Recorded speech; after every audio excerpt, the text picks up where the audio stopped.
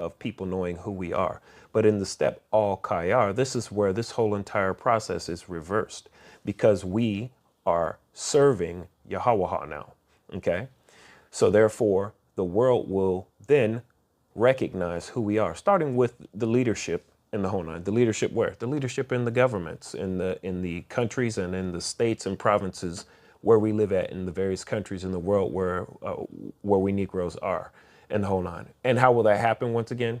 Because of the steps that we took prior, chiefly all Ka'akash, using our wealth that we gained through creating our own products and services and selling them to the world, using that wealth to lobby, air quotes, lobby the leaders of the world to get them to do things favorable to us, like Al Khayyar, to recognize who we are and get it to be written down publicly, recognizing who we are, that we are the descendants of the ancient Hebrews.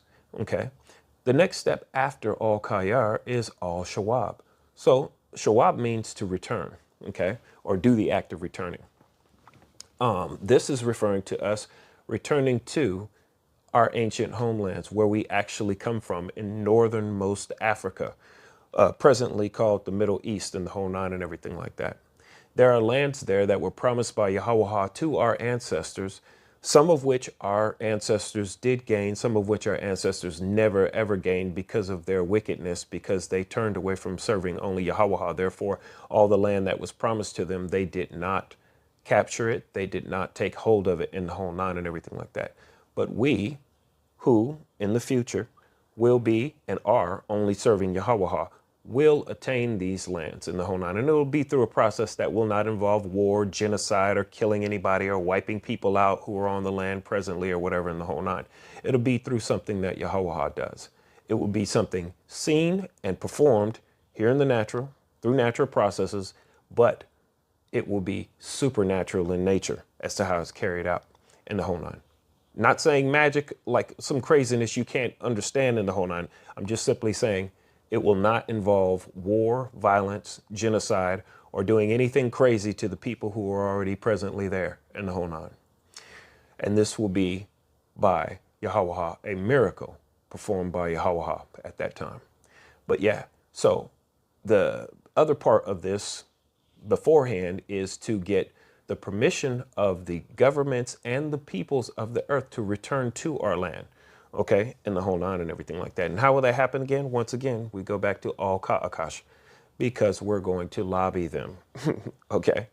Anywho, and their hearts will be softened, Ma Yahweh, in order to submit to this process and assist us, okay? Because we are what? Serving Yahweh only. The next step after that is Al Izar. Izar means to help. Okay, so not only will the Goyim be hearts be turned, so that way they recognize who we are and give us permission to return to our homeland and everything like that, but they also give us assistance and also give us help in returning in the whole nine. In ancient times, the country Persia had control over Yasharal, who had fallen into slavery under Babylon and the whole nine because of not worshiping Yahweh. And then Babylon was conquered by Persia.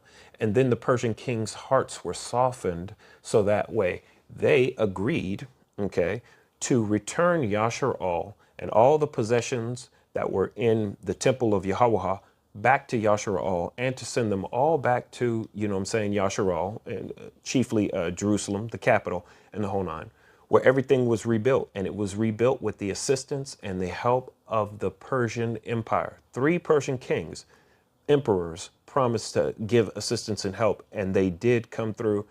And the edicts that they wrote in the whole nine were fulfilled, and they did fulfill their promise, and they did return Yasharal to the land. This is how Yasharal returned in times past.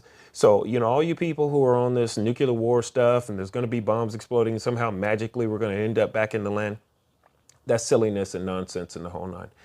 This is what I was talking about, where things aren't by crazy ass magic in the whole nine.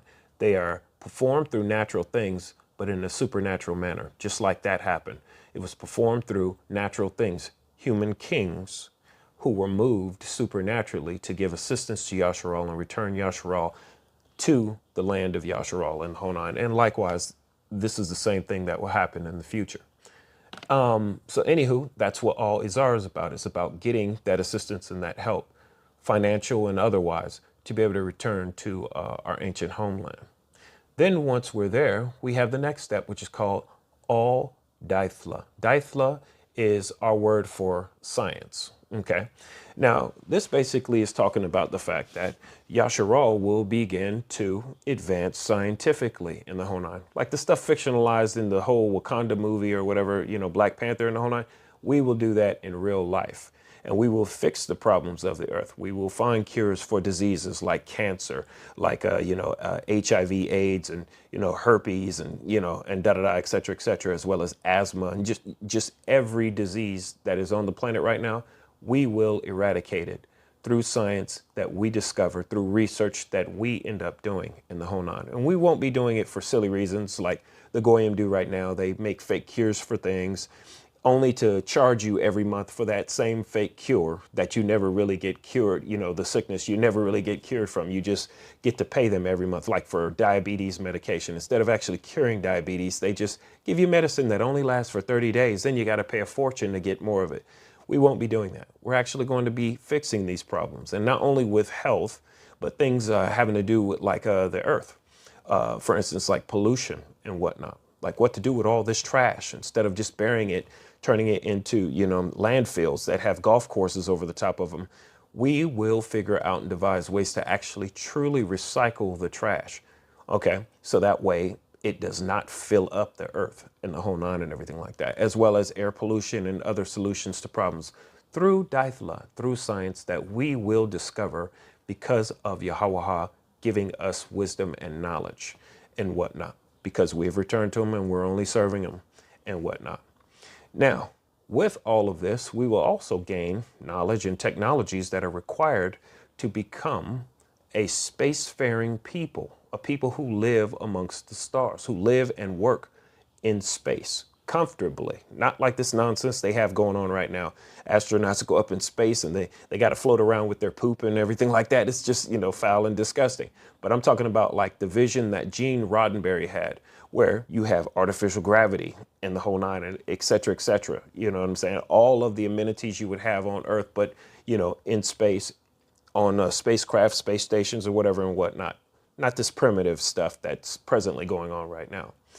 And through achieving this, we, Yasharal, we whole Negroes serving only Yahweh, our future generations, will lead mankind into life and spacefaring, living and traveling in space, working in space where it's just commonplace in the Honan and everything like that. Led that way by us in the Honan. And the rest of the world will follow us in the Honan, because we will serve Yahweh only, and Yahweh will be our God, okay, giving us supremacy over all the other peoples of the earth, as it is written in our people's writings in the Honan. Not to oppress them in the Honan, but to show them the example as to how they are supposed to live according to the way of Yahweh. And they will be blessed by serving us, and we will be blessed by serving Yahweh. This is the vision of PAXJIIDAIKA, or a short, quick synopsis of it in the Honan. There are other visions out there. There are people who will hear what I'm saying right now, and they'll be like, oh, this is ludicrous and this is crazy. That shit will never happen and blah, blah, blah. That's fine. You can believe what you want. But we who are of the Jiidaika, we believe in Yahweh, and we believe in his vision in the Honan. And like in the other video that I made called The End of the World, where I referenced Genesis 8:22, and I read it correctly in the Lashwan Kodash, it states Yahweh is not going to be destroying the earth again, nor allowing it to be destroyed again. So all this World War III narrative, the coming of Jeebus Crust and, whoever and whatever, the Mahdi and, the Dajjal, all of that nonsense is thrown out the window. Those are false. Those are lies. Those are misinterpretations of scriptures and things of that nature. The true answer is that this is a world without end in the Honan. And this is not the last stop for mankind. We will get to space, but it will be in submission to Yahweh and the Honan and everything like that. This is the positive vision that Gene Roddenberry had when he made his show called Star Trek. And this is the positive vision that PAXJIIDAIKA has which is superior to all the other visions of all the other religions out there, or at least the three main ones that cause trouble on the earth, Christianity, Islam, and Judaism, and whatnot.